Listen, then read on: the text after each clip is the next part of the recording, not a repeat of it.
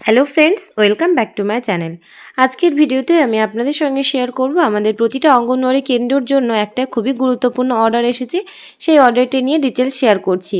এই অর্ডারটি বুঝতে হয়তো অনেকেরই অনেক রকম সমস্যা হচ্ছে, তো আপনাদেরকে ভিডিওর মাধ্যমে আমি পুরোটা ক্লিয়ার করে বলে দেব যে এই অর্ডার অনুযায়ী আপনারা কিভাবে কাজ করবেন, এবং এটি কিন্তু প্রতিটি কেন্দ্রের থেকে এই রিপোর্টটা বা এই অর্ডারটি দেওয়া হয়েছে। তো আপনাদের এখানে আমি একটা পিডিএফের থ্রু দিয়ে একটা জায়গা ওপেন করেছি। তো এই পিডিএফের এই জায়গাতে আপনাদের খুব একটা ইম্পর্টেন্ট কথা এবং একটা কমিটি গঠন করতে বলা হয়েছে, সেটা প্রতিটি কেন্দ্রের ক্ষেত্রে। তো এই কমিটিতে কিন্তু একটা পয়েন্ট রয়েছে বলা যে যেখানে প্রতিটা যে কমিটির মেম্বার বা সদস্য প্রতিটা মানুষই কিন্তু সেখানে মহিলা হবে, সেখানে কোনো পুরুষ কমিটির মধ্যে থাকবে না। তো সেই মহিলা সব কমিটিতে থাকবেন এবং সেই সকল মহিলাদেরকে কাদেরকে নিয়ে এই কমিটিটি গঠন হবে। এবং এই কমিটি এতটাই গুরুত্বপূর্ণ যে এই কমিটি সম্পর্কে একদম এই কমিটি নিয়ে সম্ভবত সামনে আগামী দিনে অনেক কিছু সম্ভাবনা রয়েছে। তো এই কমিটি আপনারা কিভাবে গঠন করবেন সেটা প্রথমে আমরা দেখে নিই। এখানে দেখুন মেম্বারে বলা রয়েছে এবং কি স্ট্যাটাস এবং কি কতটা নাম্বারে অনুযায়ী নেবেন সেটা বলা রয়েছে। তার আগে তার উপরে 3-4 লাইন কি বলা রয়েছে আমরা এখানে দেখে নেব। The AMC shall be formally constituted by the Child Development Project Officer concerned for every AWC under their judicial AMC member shall receive orientation at the time of formation and annually therefore on rules, responsibilities and process। অর্থাৎ এখানে বলা রয়েছে আপনার প্রতিটা centre এলাকা থেকে, অর্থাৎ আপনি যেই সেন্টার এলাকা বা যেই এলাকায় কাজ করছেন সেই সেন্টারের আশেপাশে যে এলাকাটা নিয়ে সেই এলাকার মধ্যে একটা কমিটি গঠন করতে বলা হয়েছে। আমাদের যে সিডিপিও স্যারের থ্রু দিয়ে এই অর্ডারটি দেওয়া হয়েছে এবং এখানে যে কমিটি গঠন করা হবে তাদের কি দায়িত্ব এবং তারা কি রোল প্লে করবে এবং কি প্রসেসে তারা কাজ করবে পুরো ডিটেলসটা এটা বলা রয়েছে। এবং এখানে বলা রয়েছে এই যে এএমসি অর্থাৎ আমাদের যে অঙ্গনওয়াড়ি ম্যানেজমেন্ট কমিটি, এএমসির ফুল ফর্ম এটা।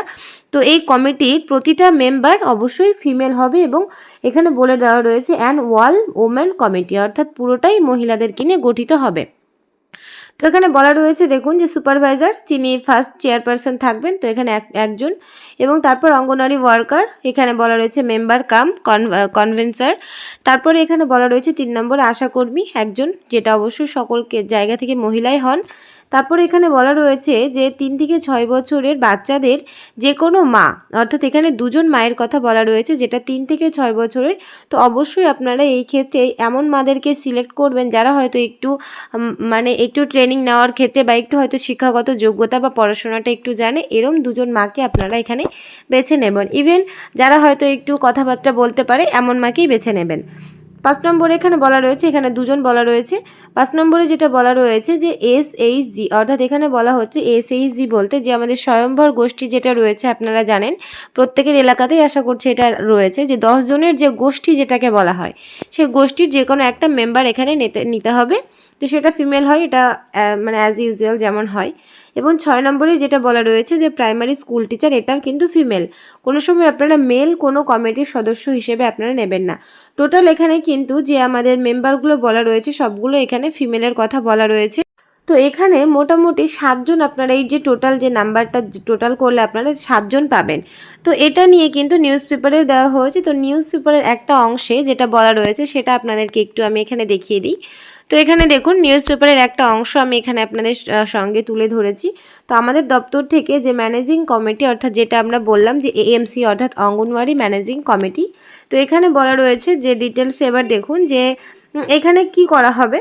তো এখানে বলা রয়েছে এবার স্কুলের ধাঁচে রাজ্যের সব অঙ্গনওয়াড়ি কেন্দ্রে ম্যানেজিং কমিটি গঠন হবে। তবে কি ফারাক রয়েছে এখানে বলা রয়েছে যে এখানে 7 সদস্যের কমিটি প্রত্যেকেই মহিলা হবে এবং এর যে অঙ্গনওয়াড়ি কেন্দ্রের সার্বিক পরিস্থিতি, পরিকাঠামো থেকে শিশুদের খাওয়া দাওয়া প্রভৃতি নিয়ে আলোচনা করা হবে এই কমিটিতে। কোনো ইস্যু থাকলে সেটা নিয়ে উচ্চতর মহলে জানাতে পারবেন সদস্যরা। তো সদস্যরা বলতে এখানে যে আমরা 7 জন মেম্বার এখানে আমরা সিলেক্ট করব, সেই 7 জন মেম্বারের কথা বলা রয়েছে। এবং এই মর্মে বিজ্ঞপ্তি জারি করলেন নারী শিশু ও সমাজ কল্যাণ দপ্তর। প্রত্যেক 2 মাস অন্তর মিটিং করবে এই কমিটি। কারা এই কমিটির সদস্য হবেন সেটাও জানিয়েছে দপ্তর। যেমন সুপারভাইজার হবেন কমিটির চেয়ারপারসন, সংশ্লিষ্ট কেন্দ্রের যিনি অঙ্গনওয়াড়ি কর্মী তিনি হবেন আহ্বায়ক। এছাড়াও এই কেন্দ্রের সঙ্গে যুক্ত একজন আশাকর্মী ও 3 জন থেকে 3 থেকে 6 বছরের শিশুদের মায়েদের মধ্যে দুজনকে নিতে হবে।